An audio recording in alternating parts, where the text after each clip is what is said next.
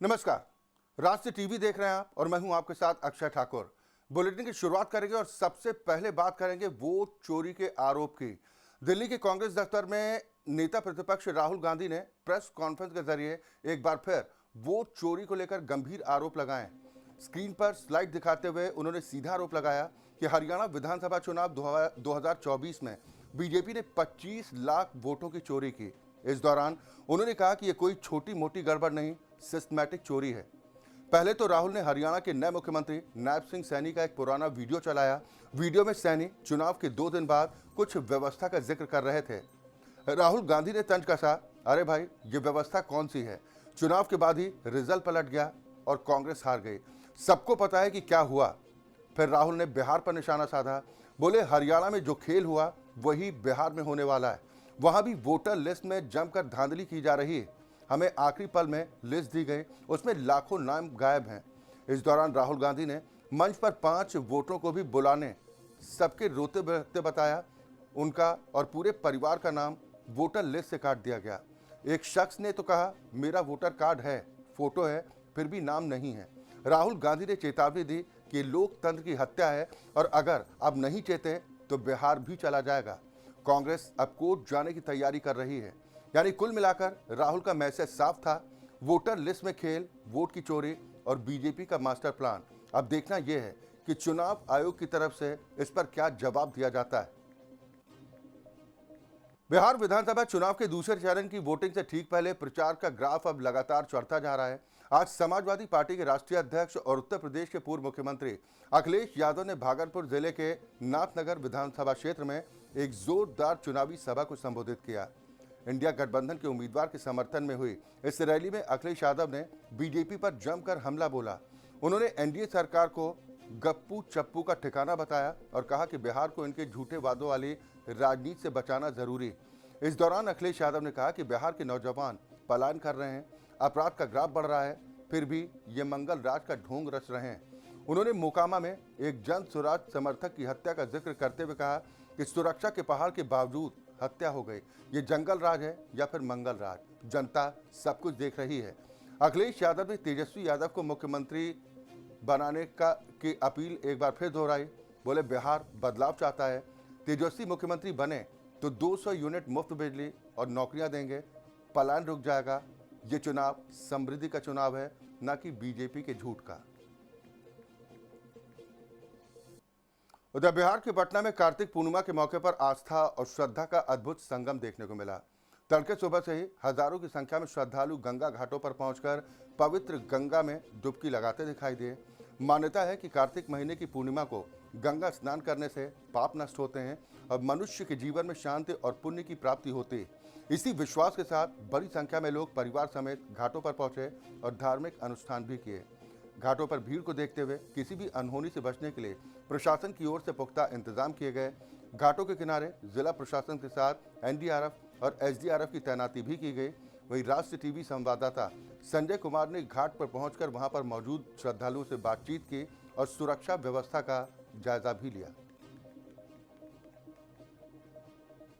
पूर्णिमा के दिन गंगा स्नान करने से जो है आस्था की डुबकी लगाई जाती है। पटना के गंगा घाटों पर देखिए किस तरीके से जन सैलाब उमड़ पड़ा है, भीड़ कितनी है वो दिखाकर हम आपको बताने की कोशिश करते हैं। देखिए किस तरीके से गंगा घाटों पर सुबह से ही, कह सकते हैं आधी रात से ही लोग गंगा घाटों पर पहुंच रहे हैं और आस्था की डुबकी लगा रहे हैं। कहते हैं कि इस दिन स्नान करने से सारे पाप धुल जाते हैं। छठ के कुछ दिनों के बाद जो है गंगा स्नान होता है और कार्तिक पूर्णिमा के दिन गंगा स्नान के दिन जो है भगवान भी गंगा में स्नान किए थे, नदी और तालाब में, और धरती पर आकर उन्होंने जो है स्नान किया था। इसकी क्या मान्यता है लोगों से हम जानेंगे। देखिए किस तरीके से लोग यहाँ पर पूजा पाठ कर रहे हैं और दीप दिवाली इसे कहते हैं, दीप दीपावली के तौर पर भी लोग मनाते हैं और गंगा मैया की पूजा करते हैं और उसके बाद पहले स्नान करते हैं और उसके बाद सीधे आस्था की डुबकी लगाने के बाद लोग यहाँ पर रीति रिवाज के तहत पूजा पाठ करते हैं। लोगों से हम बात करेंगे, सीधे तौर पर जानेंगे कि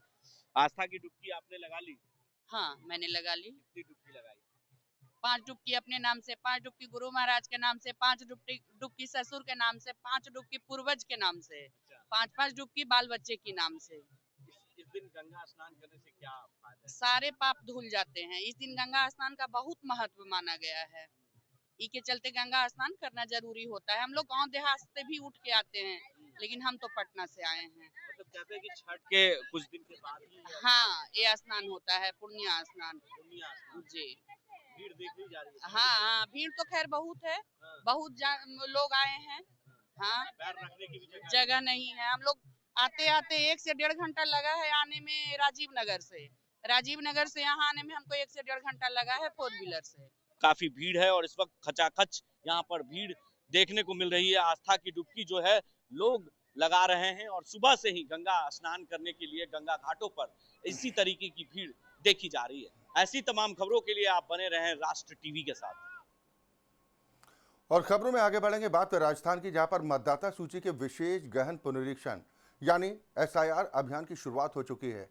इस दौरान बूथ लेवल अधिकारी यानी कि बीएलओ घर घर जाकर मतदाताओं का सर्वेक्षण करेंगे और 5 दिसंबर तक प्रत्येक घर में गणना फॉर्म को वितरित करेंगे, जिसके बाद ये फॉर्म हर मतदाता को भरना होगा, जिससे मतदाता सूची को और अधिक सटीक बनाया जा सके। वर्तमान में प्रदेश में कुल 5,48,84,827 मतदाता हैं, जिनमें से 2,84,00,000 पुरुष, 2,65,00,000 महिलाएं और 681 अन्य शामिल।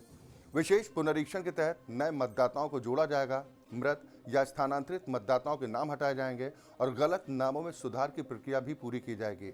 इस प्रक्रिया का उद्देश्य है कि आने वाले चुनाव में किसी भी तरह की कोई गड़बड़ी न होने पाए, जिसको ध्यान में रखते हुए राज्य सरकार ने पुनरीक्षण कार्य में लगे अधिकारियों और कर्मचारियों के तबादलों पर भी रोक लगा दी। प्रशासनिक सुधार विभाग की ओर से सोमवार को जारी आदेश में कहा गया कि जिला निर्वाचन अधिकारी, उप जिला निर्वाचन अधिकारी, एसडीएम, तहसीलदार, नायब तहसीलदार, बीएलओ और सुपरवाइजर समेत इस कार्य से जुड़े सभी कार्मिकों का तबादला 7 फरवरी 2026 तक निर्वाचन आयोग की अनुमति के बिना नहीं किया जा सकेगा। सरकार का मानना है कि एक ही टीम के द्वारा सतत कार्य करने से मतदाता सूची निर्माण की प्रक्रिया पारदर्शी, व्यवस्थित और समय पर पूरी हो पाएगी। वहीं बीएलओ मतदाताओं से अपील कर रहे हैं कि वो घर आने पर सही जानकारी दें और फॉर्म सावधानी के साथ भरें, ताकि किसी का नाम सूची से न छूट जाए। देश के 12 प्रदेश और जो यूनियन टेरिटरीज हैं, उनमें भारत निर्वाचन आयोग ने स्पेशल इंटेंसिव रिवीजन SIR करने का निर्णय लिया है। राजस्थान उनमें से एक है। तो आज की जो प्रेस कॉन्फ्रेंस है, उसमें एक प्रस्तुतिकरण है जो मैं आपके समक्ष करूंगा। इसमें काफ़ी बारीकी से हम लोगों ने प्रयास किया है कि जो इस एक्सरसाइज के प्रमुख पहलू हैं और आंकड़े हैं, वो इसमें आपको उपलब्ध हो जाएं। ये हम आपके मीडिया के ग्रुप में शेयर भी कर देंगे। राजस्थान में SIR का काम शुरू हो चुका है और राजस्थान के मुख्य निर्वाचन अधिकारी ने जो है ट्रांसफ़र पोस्टिंग पे बैन लगा दिया है। चूँकि जो कर्मचारी, अधिकारी, SDM, कलेक्टर, जितने भी अधिकारी हैं जो इन निर्वाचन के संबंधित काम कर रहे हैं, उन पे सरकार को निर्देशित किया है कि उन पर रोक लगाया जाए। इसके बाद सामान्य प्रशासन विभाग ने एक आदेश जारी कर सभी अधिकारी, कर्मचारी जो चुनावी कार्यक्रम से जुड़े हुए हैं, उन पर रोक लगा दी है। आपको बता दूं कि 5,50,00,000 जो पब्लिक है, उनका SIR का काम शुरू हो चुका है। 70% काम पूर्ण हो चुका है, ऐसा कहना है राजस्थान के मुख्य निर्वाचन अधिकारी नवीन महाजन का। और आपको सबसे बड़ी बात बता दूं कि कल से जो है घर घर अभियान शुरू कर दिया जाएगा। 2 फार्म दिए जाएंगे और 2 फार्म देने के बाद BLO से आपको एक रसीद लेनी पड़ेगी और करीब करीब दिसंबर तक ये काम पूरा कर लिया जाएगा। राजनारायण शर्मा, राष्ट्र टीवी, जयपुर। और वहीं राजस्थान के शिक्षा मंत्री मदन दिलावर ने राजधानी जयपुर में आयोजित प्रेस कॉन्फ्रेंस में सरकारी स्कूलों की व्यवस्थाओं को लेकर महत्वपूर्ण घोषणाएं की। इस दौरान उन्होंने स्पष्ट किया कि राज्य के सभी सरकारी विद्यालयों में छात्रों की संख्या के अनुपात में शिक्षक एवं अन्य कर्मियों की नियुक्ति की जाएगी, ताकि शिक्षा की गुणवत्ता बेहतर हो पाए और किसी भी विद्यालय में शिक्षकों की कमी न रहे। इसके साथ ही उन्होंने बताया कि विभाग की ओर से विद्यालयों के छात्र शिक्षक अनुपात की नई समीक्षा प्रक्रिया शुरू हो चुकी है, जिसके आधार पर जिन स्कूलों में छात्रों की संख्या अधिक है वहां अतिरिक्त शिक्षकों की तैनाती की जाएगी। इसके साथ ही जहां छात्र संख्या कम है वहां संसाधनों का पुनर्विन्यास किया जाएगा। शिक्षा मंत्री ने यह भी निर्देश दिया कि राज्य के सभी स्कूलों में प्रतिदिन राष्ट्रगान के साथ दिन की शुरुआत और राष्ट्रगीत के साथ विद्यालय की समाप्ति होनी चाहिए। उन्होंने कहा कि यह कदम छात्रों में देशभक्ति, अनुशासन और नैतिक मूल्यों को मजबूत करने के उद्देश्य से उठाया गया है। साथ ही उन्होंने कहा कि सरकार का लक्ष्य है कि राज्य के प्रत्येक बच्चे को गुणवत्तापूर्ण और मूल्य आधारित शिक्षा हासिल हो सके।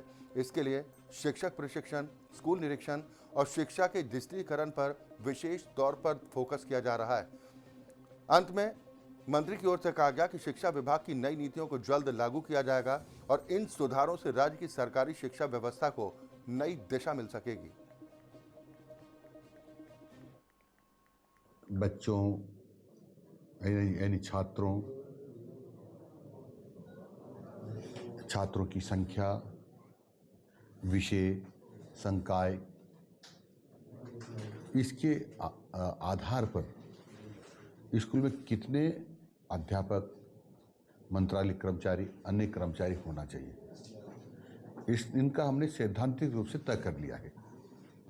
अब भौतिक रूप से हम तय करने वाले हैं, हम लगाने वाले हैं कि उसी रेशो में जो हमने तय कर लिया उसी में हम अध्यापक, अन्य कर्मचारी लगाएंगे। कई बार ये बात आती है ना कि इस विद्यालय में बच्चे तो कम हैं, टीचर्स ज़्यादा हैं, या बच्चे बहुत ज़्यादा हैं, टीचर कम हैं। अब वो समस्या आगे नहीं रहेगी, इस पर हमने पूरी तैयारी कर ली है। आज आप और अब बात करेंगे लोकतंत्र के महापर्व की। बिहार विधानसभा चुनाव के लिए पहले चरण का प्रचार बीती शाम कल 6 बजे थम चुका था। बता दें कि 6 नवंबर को 18 जिलों की 121 सीटों पर वोटिंग होनी है। मतदान सुबह 6 बजे शुरू होगा और शाम 7 बजे खत्म होगा। वहीं चुनाव में किसी भी तरह की गड़बड़ी से बचने के लिए प्रशासन की ओर से खास इंतजाम किए गए हैं। डीएम डॉक्टर त्याग राजा ने कहा कि सभी बूथों पर केंद्रीय अर्धसैनिक बलों की तैनाती की गई है। साथ ही जगह जगह पर संदिग्ध वाहनों और लोगों की जांच करने के लिए चेक पोस्ट भी तैयार किए गए हैं। बूथों में 3 लेयर की सिक्योरिटी बनाई गई है। साथ ही डीएम ने बताया कि संवेदनशील इलाकों में ड्रोन के जरिए भी निगरानी की जाएगी। घुड़सवार दस्ते की तैनाती की गई है और इसके साथ ही 61 सर्विलांस टीम सुरक्षा व्यवस्था में लगी। मोकामा के बाढ़ और टाल में पुलिस खासतौर पर सतर्कता बरत रही है। यहाँ नेता दुलार चंद की हत्या के बाद प्रशासन ने बाहुबली और जेडीयू नेता अनंत सिंह को गिरफ्तार कर लिया है। अनंत सिंह की गिरफ्तारी के बाद मोकामा का माहौल गर्म है। प्रशासन को आशंका है यहाँ कोई अनहोनी हो सकती है, जिसको देखते हुए प्रशासन ने यहाँ सुरक्षा के खास इंतजाम किए हैं ताकि दोनों पक्षों की तरफ से किसी भी तरह की कोई हिंसा न होने पाए। डीएम की ओर से कहा गया कि माहौल बिगाड़ने वालों पर सख्त कार्रवाई की जाएगी। मोकामा में पूरी सुरक्षा के बीच शांतिपूर्ण तरीके से मतदान कराने की पूरी तैयारी।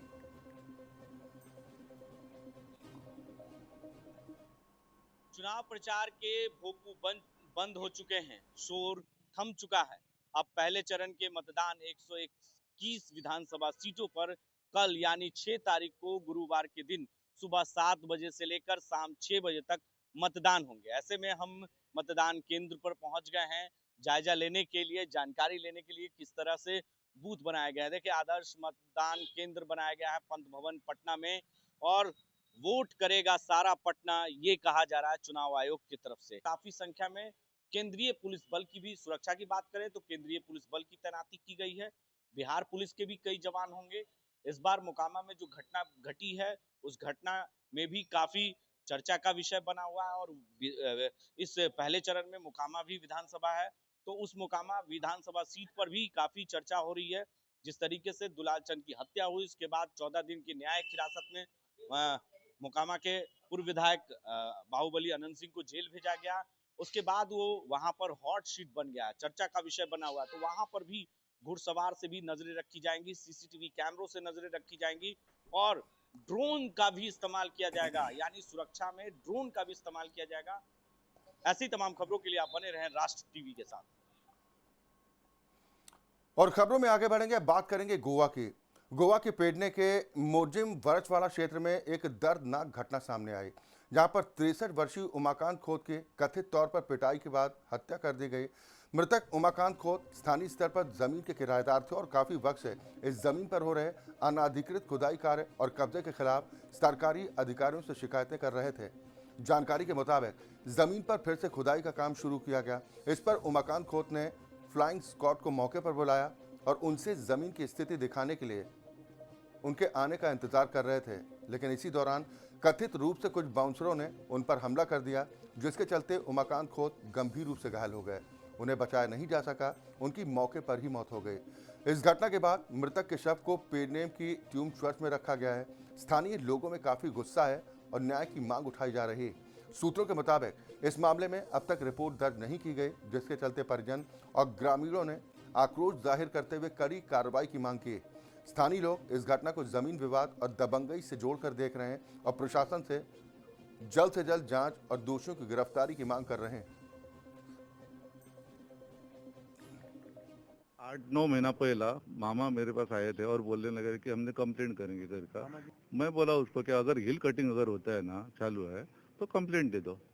तो वैसा ही उसने मामलेदार में, टीसीपी में और पुलिस स्टेशन में वो सब जगह पे कंप्लेंट दिया था, लेकिन कुछ एक्शन कुछ भी नहीं। बाद में अभी गए 22-23 तारीख को फिर से वो लोग शुरू किया काम करने के लिए। बाद में उसने फ्लाइंग स्क्वाड को फोन किया जब ही तुरंत, तो नहीं, कल तो सब पूरा बिजी था हमारा फ्लाइंग स्क्वाड, किधर जाने के लिए नहीं मिलेगा। तो बाद में 2 दिन के बाद फिर हमने ये किया उधर क्या हुआ करके, तो वो बोलने लगा नहीं, अब जाके हम आया उधर, लेकिन उधर काम चालू है, लेकिन देखेंगे, हमारा इसका वो रिपोर्ट दे देंगे करके। कंप्लेंट तो सब जगह पर दिया है हमने। तो मैं मामा को फोन करके बोला वो फ्लाइंग स्क्वाड उधर आएगा, तुम दिखाओ थोड़ा। तो वो उधर गया था मेरे ख्याल से। ये भी मुझे फोन किया फिर से वो कि अब इधर तो बाउंसर भी बहुत है, तो मुझे डर लगता है। मैं बोला तुम ऐसा है तो उधर मत जाओ, पुलिस स्टेशन में जाके कंप्लेंट दे दो करके। बाद में उसके लड़की ने फोन किया कि उधर ही गिरा हुआ है वो उसको ऐसा डेथ ही उसको लेके आए ये लोग। तो उधर ही जगह पर ही उधर ही ये हुआ है, डेथ हुआ उसका। मुझे डाउट तो वो पूरा उस पर लैंड, अभी जो दिल्ली वाला पार्टी है ना, उस पर डाउट पूरा है, क्यों उतना बाउंसर भी इतना लेके वो लोग काम कर रहा है। और सब वो अभी पूरा कैसा गांव का लोग भी कैसा चुप बैठता है क्या मुझे मालूम नहीं। जब तक उसको पकड़ता नहीं तब तक हम उसका बॉडी हाथ में नहीं लेगा। उधर गोवा के मापसा के बागा और आरपुरा इलाके से एक विवादित घटना सामने आई, जिसने पूरे क्षेत्र में सनसनी फैला दी। यहां बागा के एक रिवाइव हेयर कटिंग सैलून और आरपुरा के विस्की पीडिया दुकान के एलईडी बोर्ड पर अचानक पाकिस्तान जिंदाबाद के नारे चमकते देखे गए। जैसे ही स्थानीय लोगों की नज़र इस पर पड़ी, उन्होंने फौरन पुलिस को सूचना दी। सूचना मिलते ही कलंगुट और अंजुना पुलिस थानों की टीम मौके पर पहुंची। पुलिस ने दोनों दुकानों के संचालकों और संबंधित कर्मचारियों को हिरासत में लिया। साथ ही विवाद बढ़ने से पहले दोनों एलईडी बोर्ड हटाकर जब्त कर लिए गए। पुलिस अधिकारियों ने इस मामले में 5 लोगों के खिलाफ गंभीर धाराओं के तहत केस दर्ज किया है। स्थानीय लोगों में इस घटना को लेकर बेहद नाराजगी। कई लोगों ने कहा कि पर्यटन वाले इन इलाकों में ऐसी हरकतें गंभीर तनाव पैदा कर सकती हैं और कड़ी कार्रवाई होना बेहद जरूरी। पुलिस ने अपील की है कि लोग अफवाहों पर ध्यान न दें और मामले की जांच पूरी होने तक संयम बनाकर रखें। गोवा जैसे शांत और पर्यटन प्रिय राज्य में ऐसी घटना ने प्रशासन और सुरक्षा एजेंसियों को सतर्क कर दिया है।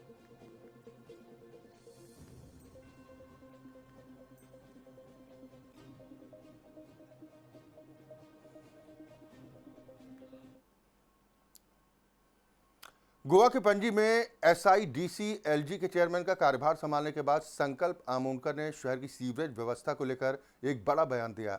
उन्होंने स्पष्ट तरीके से कहा कि अगले 6 महीनों के अंदर पणजी और आसपास के इलाकों में पुरानी और जर्जर सीवरेज पाइपलाइन पूरी तरह से बदली जाएंगी। संकल्प आमोणकर ने कहा कि कई वर्षों से शहर की सीवरेज लाइनें खराब स्थिति में हैं, जिसके कारण बरसात के दौरान नालों का पानी सड़कों पर भर जाता है और लोगों को बदबू और गंदगी का सामना करना पड़ता है। उन्होंने भरोसा दिया कि अब यह स्थिति जल्द बदलेगी और शहर को स्वच्छ और सुगम सीवरेज नेटवर्क दिया जाएगा। इसके अलावा उन्होंने ये भी बताया कि सीवरेज व्यवस्था को मजबूत करने के लिए 4 नए बड़े प्रोजेक्ट्स शुरू किए जाएंगे। इन प्रोजेक्ट्स को प्राथमिकता के आधार पर आगे बढ़ाया जाएगा ताकि आम जनता को जल्द से जल्द राहत मिल सके। उनके मुताबिक सीवरेज सिस्टम को इस तरह अपग्रेड किया जाएगा कि आने वाले 10-15 वर्षों तक किसी बड़े बदलाव की जरूरत ना पड़े। उन्होंने अधिकारियों को निर्देश दिया कि काम के दौरान किसी भी इलाके में अनावश्यक देरी ना हो और जहां पर काम चल रहा हो वहां पर ट्रैफिक और लोगों की आवाजाही पर कम से कम असर पड़े। इसके साथ ही उन्होंने कहा कि काम की मॉनिटरिंग वो खुद करेंगे और जरूरत पड़ी तो फील्ड विजिट भी करेंगे। सभी वरिष्ठ नेता इन लोगों को मन से धन्यवाद कहना चाहता हूँ, क्योंकि आज जो रिस्पॉन्सिबिलिटी तो मेरे को दी है और मेरे को चेयरमैन सीवरेज कॉर्पोरेशन का जो बनाया है, और आज इसका मैं ये पद का समर्पण किया है। मैं जो सीवरेज डिपार्टमेंट है वो एक बहुत इम्पोर्टेंट डिपार्टमेंट है, कॉर्पोरेशन है, और ये हमेशा हमारे PWD मिनिस्टर के पास था, और इसके पहले मेरे पहले हमारे ऑनरेबल चीफ मिनिस्टर इसका चेयरमैन का। आज जो जवाबदारी, एक इम्पोर्टेंट जवाबदारी जो मेरे को दी है, इतना बड़ा कॉर्पोरेशन सीवरेज कॉर्पोरेशन निकाल को आज मेरे को अपॉइंट किया हुआ है, तो मैं सबसे पहले उन लोग को मन से धन्यवाद कहना चाहता हूँ। और जहाँ जहाँ सीवरेज का हमारे पूरे गोवा में जो इश्यूज है वो सॉर्ट आउट करने की मेरी सबसे पहली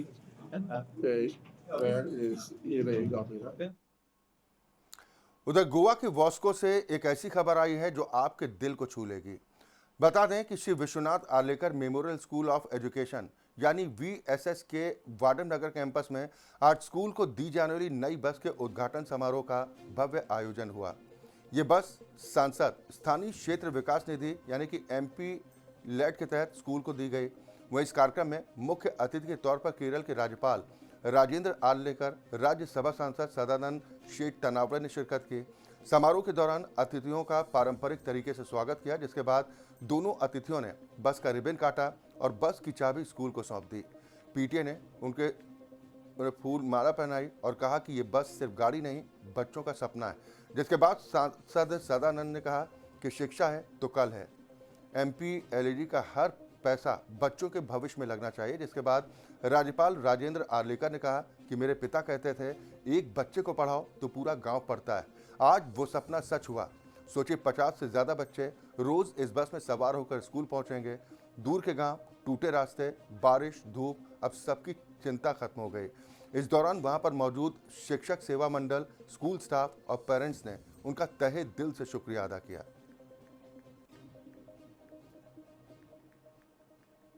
आर्लेकर हायर सेकेंडरी और विश्वनाथ आर्लेकर हाई स्कूल के लिए जो एक बस देने के लिए माननीय खासदार सांसद हमारे मित्र, मेरे मित्र सदानंद तानावड़े इन्होंने जो एक प्रयास किया है, उसके लिए आज हम यहाँ इकट्ठे आए थे। आज उन्होंने हमारे यहाँ बस सुपुर्द की है, और इस बस के माध्यम से हमारे दूर दूर के जो बच्चे हैं, विद्यार्थी हैं, यहाँ सुविधा से यहाँ आ सकेंगे। आज हमने वाडेनगर दादा Arlekar memorial school of science, arts and commerce की इस संस्था के लिए MP LED की स्कीम के माध्यम से आज हमने स्कूल बस आज सुपुर्द की है, और एक बहुत अच्छी ये संस्था काम करी। मुझे इस स्कूल में इस बस के माध्यम से MP LED स्कीम के माध्यम से मुझे मौका दिया कि एक स्कूल बस देने के लिए, इसकी मैं उनको धन्यवाद देता हूँ। और हमारे प्रधानमंत्री नरेंद्र मोदी जी का जो विज़न है कि अच्छा एजुकेशन देना चाहिए, सबको एजुकेशन मिलना चाहिए, और इस माध्यम से सेलेक्ट न करके जो भी बच्चा इधर आता है उसको स्कूल में एडमिशन मिलता है। गोवा में बिचौली के मय में बीते दिनों पहले सारमानस में पानी में गाड़ी डूबने के मामले अब तेजी से बढ़ रहा है। वहीं इस मामले में मय विधायक प्रवीण शेठ ने भी अपनी प्रतिक्रिया जाहिर की। उन्होंने कहा कि प्रधानमंत्री ग्राम सड़क योजना के अंतर्गत सारमानस से अमरोहा तक नदी किनारे बनने वाली सड़क कार्य का टेंडर हो चुका है और इस काम की शुरुआत जल्द हो जाएगी, जिसके लिए केंद्र सरकार की ओर से 60% और राज्य सरकार की ओर से 40% धनराशि उपलब्ध कराई जाएगी। इसके साथ ही उन्होंने बताया कि पिलगांव से आमोना पुल के काम का टेंडर भी जल्द जारी किया जाएगा। हालांकि इस कार्य के लिए स्थानीय किसानों के सहयोग की आवश्यकता है। विधायक प्रवीण शेठ ने स्थानीय किसानों से इस परियोजना के लिए सरकार को सहयोग करने की अपील की।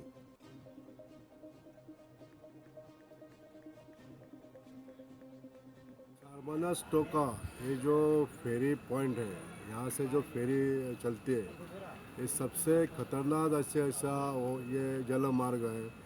यहाँ पहले भी बहुत सारे हादसे, मतलब 3-4 हादसे हुए हैं, और गए साल में भी एक आदमी यहाँ से मर गया था। कल भगवान की कृपा से जो गाड़ी गई अंदर गई पानी में। इसमें से जो ड्राइवर था उसको सेफली निकाला गया। लेकिन ये जो हादसा हुआ है, ये हादसा आगे नहीं होना चाहिए। ये समझ के मैं मेरे हिसाब से गोवा सरकार से विनती की और उसके बाद में हमारा इंस्पेक्शन हो गया। पिलगांव से अमोना जाने के लिए रास्ता और ब्रिज जो एक 100 मीटर जो विड्थ है समुद्र की या नदी की जो विड्थ है उसके ऊपर एक ब्रिज होना चाहिए और कनेक्टेड रोड जो है एक साधारण 5 किलोमीटर का रोड होना चाहिए। उधर गोवा के फोंडा में महलशे कुर्ती इलाके में वर्षों से खड़ा एक जर्जर पुल लोगों के लिए डर और मजबूरी का रास्ता बन गया था। गांव के बीचों बीच नहर पर बना ये लकड़ी और लोहे का पुराना पुल इतना खराब, इतना जर्जर हो चुका था कि उस पर चलना मानो जिंदगी और मौत के बीच तनी रस्सी पर चलने जैसा था। लकड़ियां टूट चुकी थी, सरिये बाहर निकल आए थे और नीचे उफनाती नहर हर कदम पर खतरे का एहसास कराती थी। इस पुल से 70 परिवारों को रोज गुजरना पड़ता था, बच्चों को स्कूल, किसानों को खेत और बुजुर्गों को दवाइयों के लिए।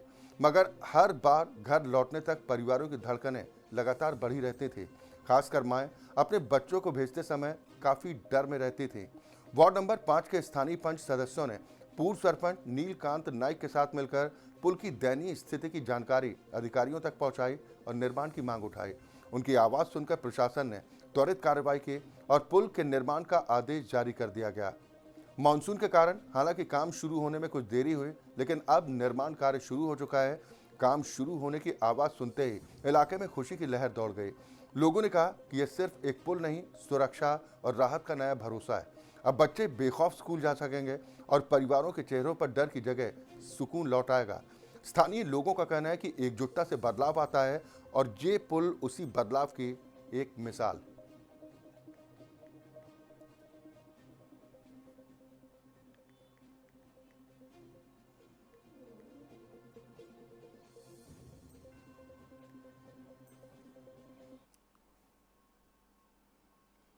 वहीं गोवा के फोंडा शहर में रहने वाले लोग अब चैन की सांस ले सकते हैं। दरअसल आवारा कुत्तों की समस्या से परेशान फोंडा वासियों को एक बड़ी राहत मिली है।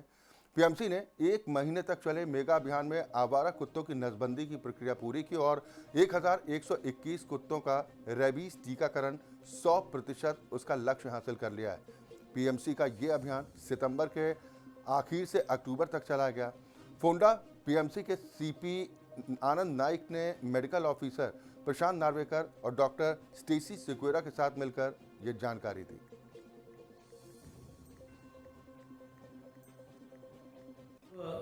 फोंडा म्यूनसिपैलिटी और WVS के माध्यम से हमने जब 1 महीने पहले जो मीटिंग किया और वही मीटिंग में जब हमारे वो मीटिंग में चीफ अफसर भी थे और पूर्व मुख्यमंत्री रवि नायक सर जी के ये जो कैंप करने में बहुत बड़ा योगदान है, क्योंकि उसी के रहते हुए हमने ये स्टेप लिया था।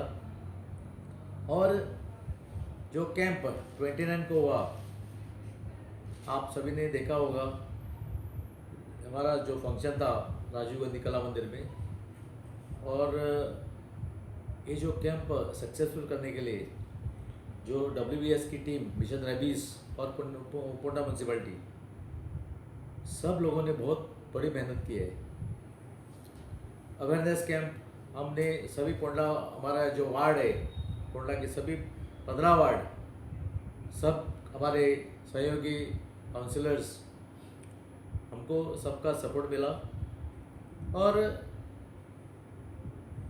हमने वो टारगेट रखा था कम से कम 1000 डॉग्स 1 महीने में हम शरलाइज करेंगे। सो वैसे ही हुआ है। और इसी के साथ इस बुलेटिन में फिलहाल के लिए इतना ही, लेकिन देश और दुनिया की बाकी बड़ी खबरों के लिए आप जुड़े रहें राष्ट्रीय टीवी के साथ।